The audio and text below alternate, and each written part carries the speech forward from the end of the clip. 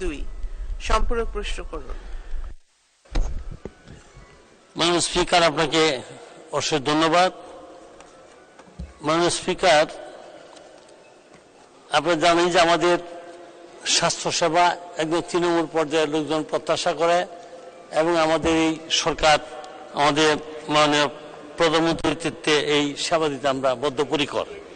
কিন্তু আজকে প্রত্যেকটি উপজেলা স্বাস্থ্য কমপ্লেক্সে অনেক বিশেষজ্ঞ ডাক্তার তারা এখানে যান, কিছুদিন পরেই এখানে তারা অ্যাটাচমেন্ট এবং সংযুক্তিকরণ নামে একটা কথা বলে তারা ঢাকা চলে আসেন বা বিদেশটা নিয়ে চলে যান।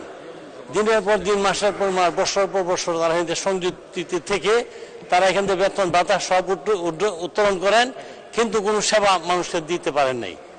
আমরা আজকে আপনার মাধ্যমে মাননীয় স্পিকার, আমি মাননীয় স্বাস্থ্যমন্ত্রীর কাছে আমরা জানতে চাই যে এই যে অ্যাটাচমেন্ট এবং সংযুক্তিকরণ এটা বন্ধ করবেন কিনা, এবং প্রত্যেকটা ডাক্তার যেন সশরীরে যেখানে চাকরি করবেন এইখান থেকে যেন উনি বেতন যেখান থেকে নেবেন সেখানে যেন তিনি যেন কাজ করেন, এই ধরনের একটা অঙ্গীকার আপনার কাছে আমি মাননীয় স্পিকার আপনার মাধ্যমে স্বাস্থ্যমন্ত্রীর কাছে চাই।